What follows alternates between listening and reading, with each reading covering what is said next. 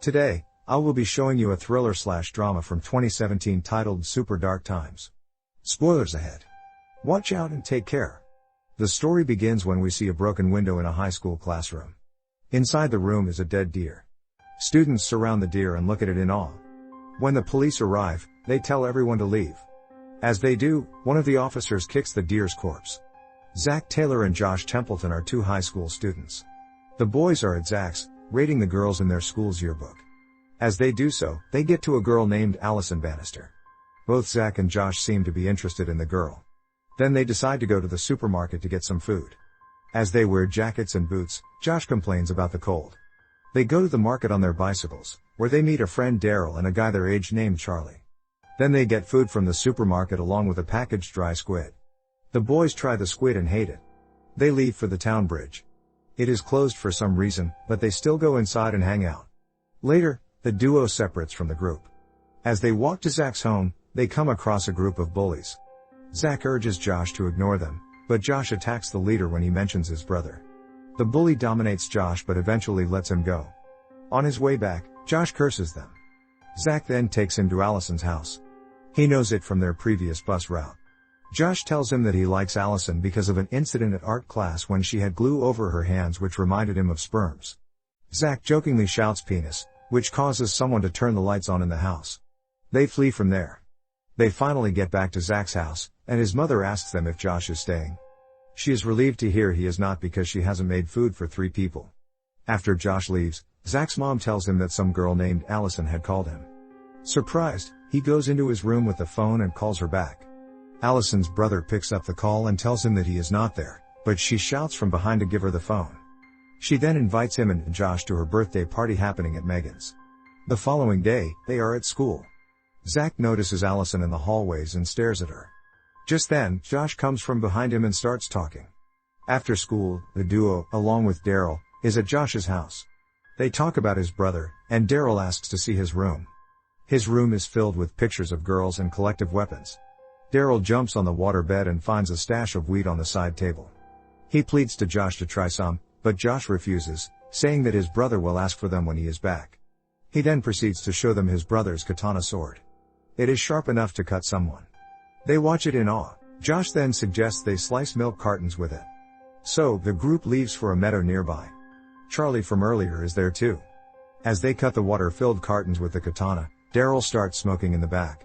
When asked what it is, he tells them that it is a cigarette, but they soon realize that he had stolen weed from Josh's. Josh gets mad at him and asks for his stash back. But Daryl denies. They get into a fight and Zach separates them. In anger, Josh calls Daryl poor. This makes Daryl furious, so he attacks Josh again. This time, Josh has the katana sword in his hands. As they are fighting, Josh mistakenly stabs him on his neck. The group is mortified as they watch Daryl bleed in the ground. Zach panics and takes the katana out to help Daryl, but instead, this causes him to lose more blood. Daryl stands up and starts to run. Zach and Josh follow him and find him lying on the ground. Zach puts his hand on Daryl's neck to check if he is bleeding but is disgusted by all the blood. He vomits as Josh cries and apologizes.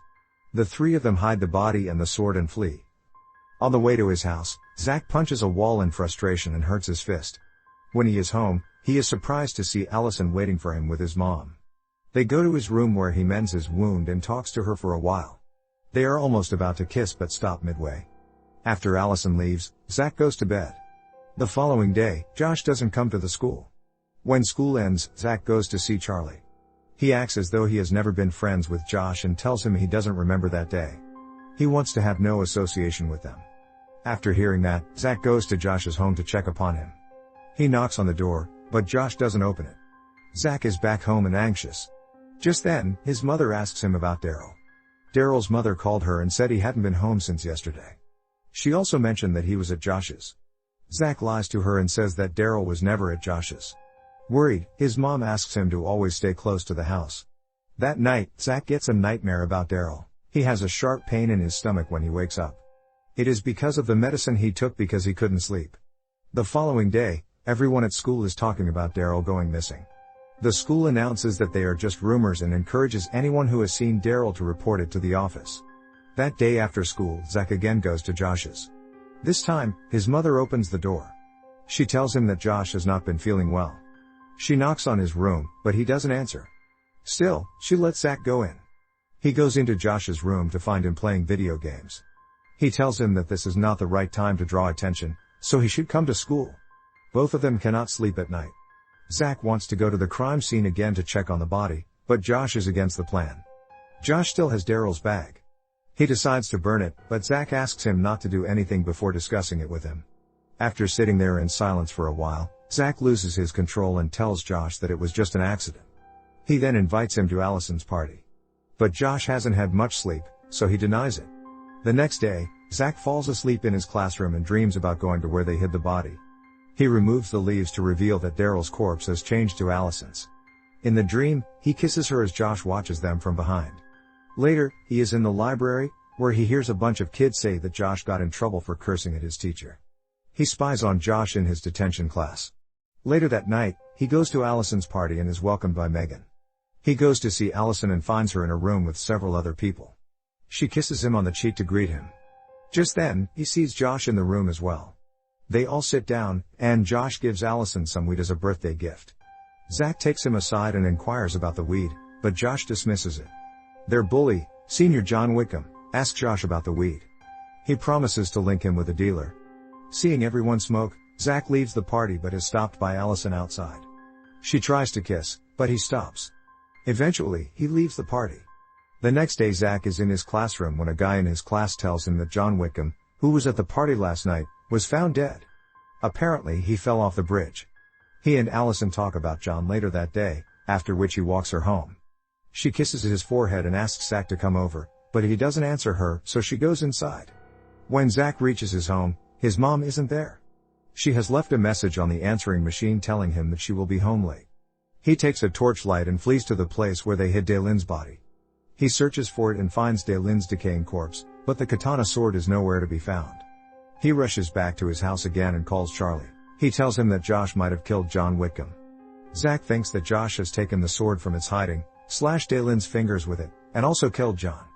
Charlie dismisses his claims and tells him never to call again. Later that night, Zach's mom comes home with Joshua. Zach asks him what he is doing there. He also tells him about the missing sword. They argue back and forth for a while, after which Josh leaves. Zach's mom heard about John's death. She is worried about her son. The following day, Zach goes to Josh's house. When nobody answers the doorbell, he takes the keys from under the doormat and breaks in. He then searches for the sword in his room but doesn't find it. He goes through his recent calls to see Allison's number in the recent dial. Zach quickly rushes to her house, thinking she might be in trouble. But Allison is not there. She is at Megan's house. Josh is with them too. He has brought the sword wrapped around on a beach towel.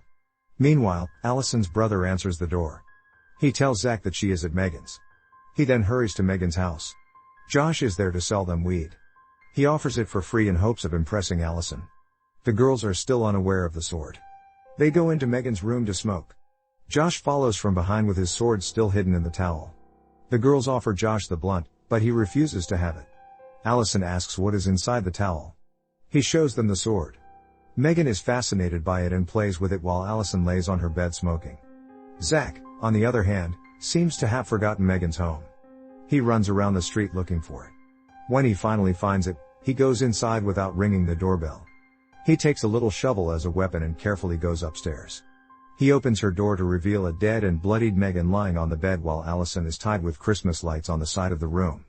Josh is looking at himself in the mirror with no distress. As Zach tries to open the door, Josh notices and quickly closes it from the inside. He tries a few times to break into the door but is unsuccessful. So he runs outside and shouts for help, but no one is around. He then somehow manages to break into the room through the windows. Just then, Josh gets out of the door and runs away. But Allison and Megan are still there. He unties a scared Allison and tries to calm her down. Looking for Josh, he carefully goes outside and then downstairs. Zach is startled when Josh attacks him through the hallways. He attacks him with his sword and almost kills him. Zach is injured and bloodied when he reminds Josh that he is a friend and tells him to stop. But Josh doesn't listen and chases him outside. He stabs him with the sword when a neighbor sees them fighting and stops them. The police arrive at the scene. As the paramedics are checking Zach, he sees Josh inside the police car. A few months later, Allison recovered from the injuries. She sits in her classroom, And we see 3 scars on the back of her neck. Make sure to subscribe and turn on notifications so you can watch more videos like this. Thanks for watching.